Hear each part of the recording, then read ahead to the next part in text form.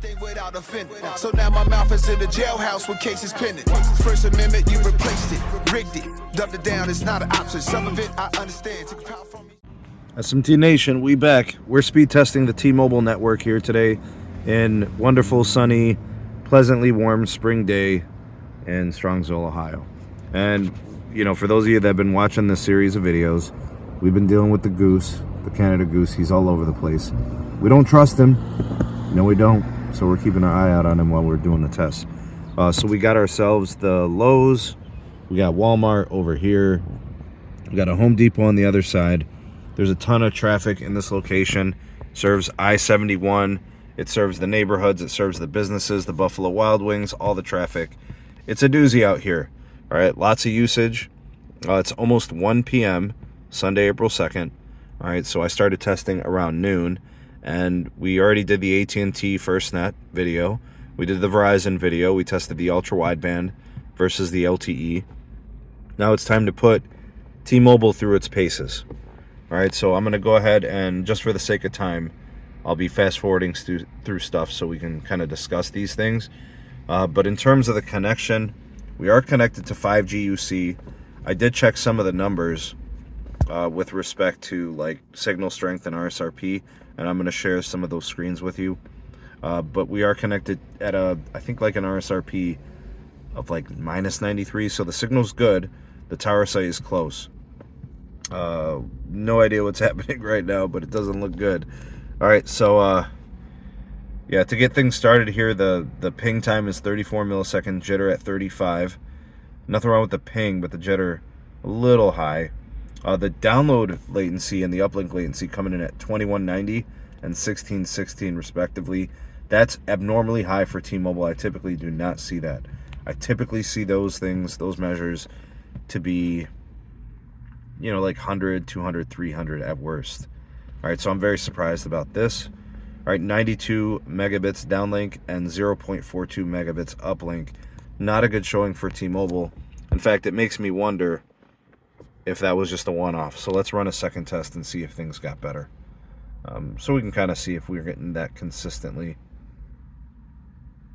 Wow. Wow. I usually don't see this from T-Mobile. I really don't.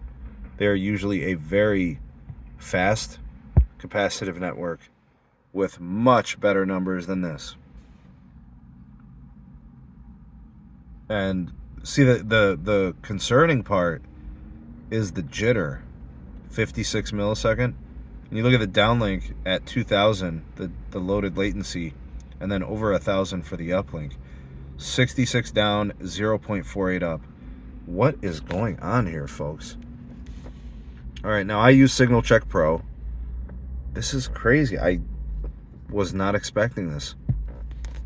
Numbers look good. -91, -92 RSRP, so the signal's strong. Look, it's dipping into the 80s. The SINR is ranging between 4 dB and 10 dB. That's not the greatest, cleanest signal, but it's decent. It's not negative. Right? You'd like to see that number as close to 20 as possible. Then you know you got a clean connection. But there's a ton of spectrum on air here, folks. Let's go ahead and run this in split mode and see if we can kind of figure anything out here. All right, let's go ahead and run the speed test again. Wow, that is so random. It's usually not this bad. I mean, just speed testing it. Like, look at the ping. 208. Look at the jitter. 362. I've never seen that. I know. I'm probably connected, I would guess, an NSA connection. We're probably on 100 megahertz of N41. I think 15 megahertz of N71. Maybe 20. I'm not sure what they did with that tuning yet. And then there's probably some PCS and AWS in there as well. So there's tons of spectrum on air. They've got 140 megahertz on the 5G side for N41. There's only 20 megahertz left on band 41. This is wild. Something is going on here, folks. 208 millisecond ping, 362 millisecond jitter.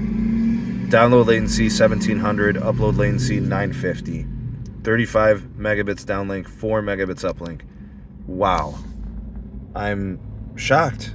I usually don't see this, folks.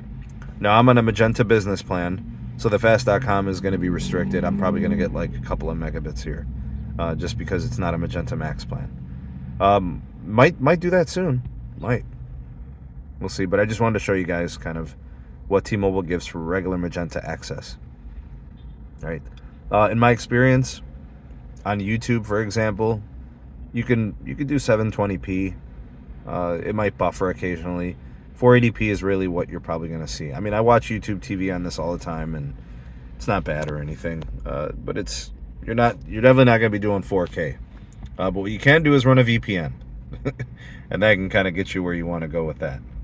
All right. What up? 2 phones for free. I'll be watching that 8K coverage soon. All right. So we got 1.9 megabits per second downlink. We got a 29 megabit uplink. Maybe things kind of work themselves out here. I don't know. 36 millisecond unloaded latency, 440 on the loaded latency. Looks like we're down to about 10 megabits on the uplink. Okay, fair enough. Let's go ahead and run the nperf now. All right, and the reason I like to run the nperf is because it measures stuff other than just speed. Okay, so let's launch the full test. It's going to do a browsing test. It's going to do, what else do they do? They do browsing, they do streaming, and they do speed testing. All right, so data connection lost. What happened? Dude, what is going on with T-Mobile today? Dude, what is happening? I can't even run the nperf test. Man, look. The reason I give my location when I do my testing is so if the engineers watch my content, they could see what's going on these sites. You know, we're in Strongsville, I-71 Pearl Road, right? The Home Depot, the Lowe's. Engineers, fix this. Why isn't this working?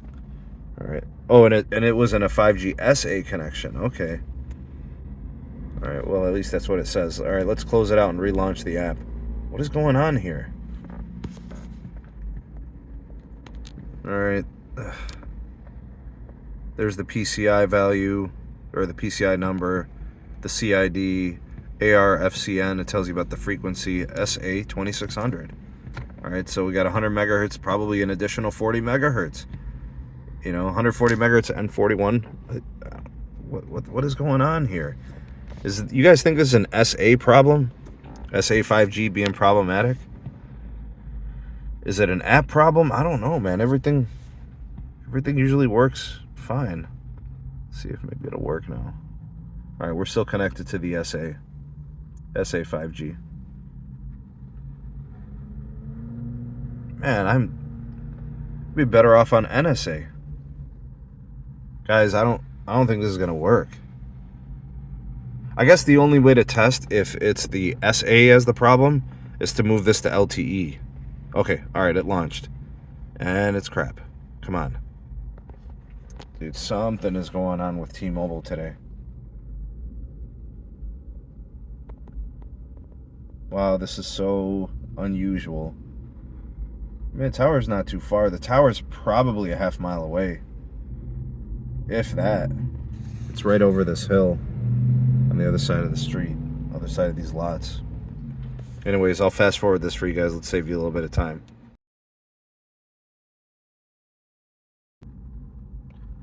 Alright, folks, this is not going to work. I don't know if you guys saw it, but in the browsing test, the first test came in at 27%, which is awful.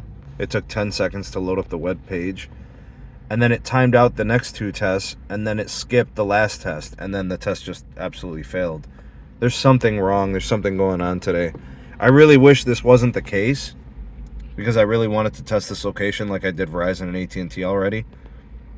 But this was not good. Not a good showing from T-Mobile on this Sunday afternoon. Maybe there's an issue at the tower. Maybe there's something happening with the core. Maybe they're doing updates.